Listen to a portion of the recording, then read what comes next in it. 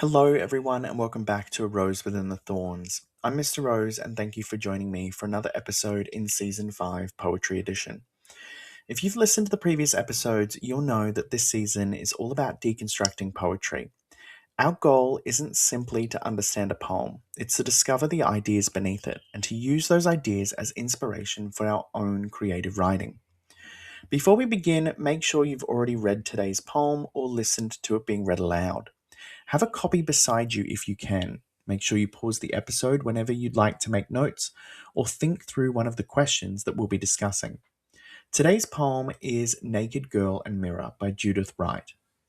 At first glance, it appears to be a conversation between a young girl and her reflection. But as we dig a little deeper, we discover that it's really a poem about identity, self perception, vulnerability, and the often complicated relationship we have with ourselves. So let's begin by getting to know the poet. Judith Wright was one of Australia's most respected poets, environmentalists, and advocate for Aboriginal land rights. Throughout her career, she wrote about the Australian landscapes, human relationships, identity, and our connection to the natural world.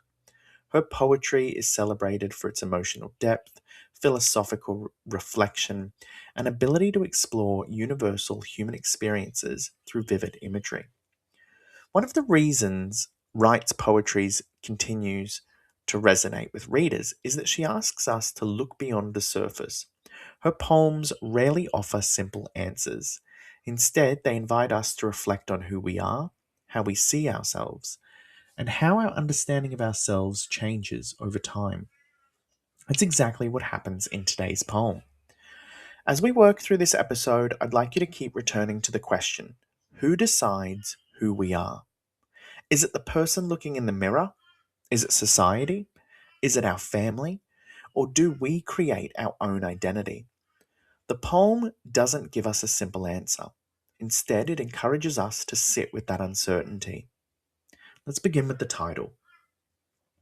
Naked Girl and Mirror. Immediately, we're introduced to two subjects. One is human, the other is object. Yet both seem equally important. Why? Because the mirror isn't simply reflecting the girl, it becomes another perspective, almost another character. That immediately encourages us to think about perspective. Whose version of reality should we trust? Now, think about the idea of being naked.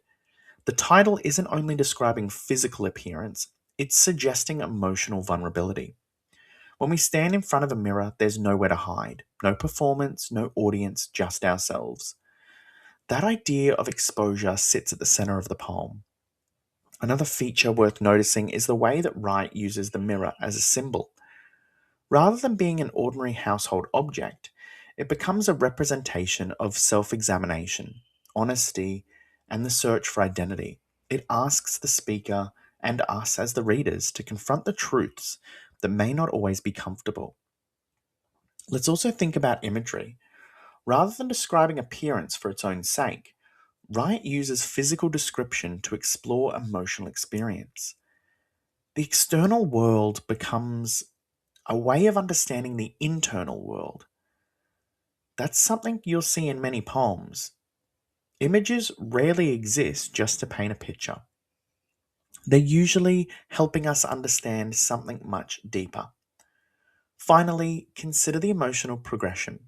The poem doesn't remain emotionally static. As it develops, our understanding of the relationship between the girl and the mirror shifts.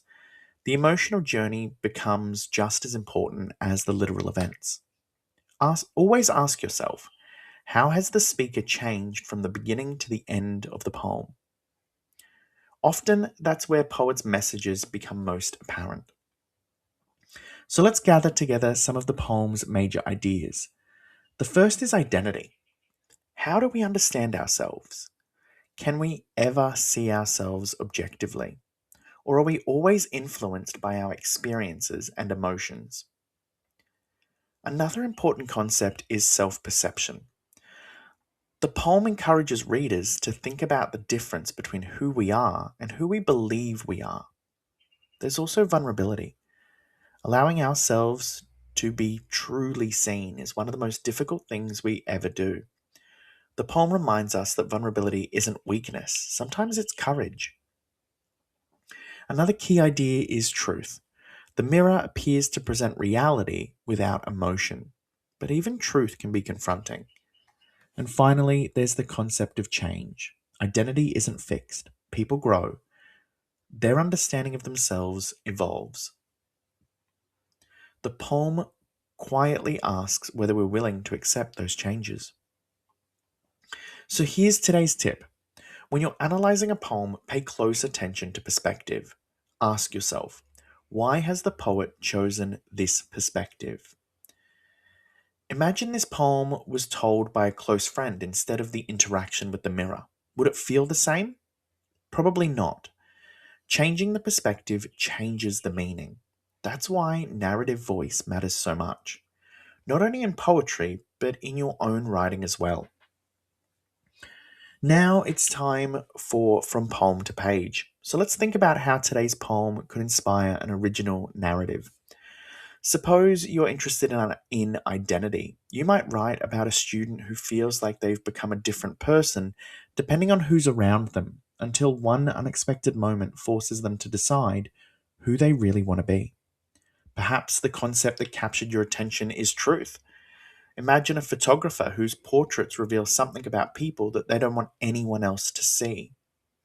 Or maybe vulnerability speaks to you. Your story could follow a musician performing an original song for the first time, exposing emotions that they've hidden for years. What if your focus is on self-perception? Perhaps your protagonist spends their life chasing other people's expectations before finally recognizing that they've forgotten what they want for themselves. Notice that we're borrowing. Notice what we're borrowing. We're not borrowing Wright's poems, we're borrowing those questions. Those questions that become the foundation of entirely original stories. That's exactly what strong creative writers do. Before we finish, I'd like you to think about one final question. If you could see yourself exactly as someone who you truly cared about sees you, what might change? Would you notice different strengths, different possibilities, different truths?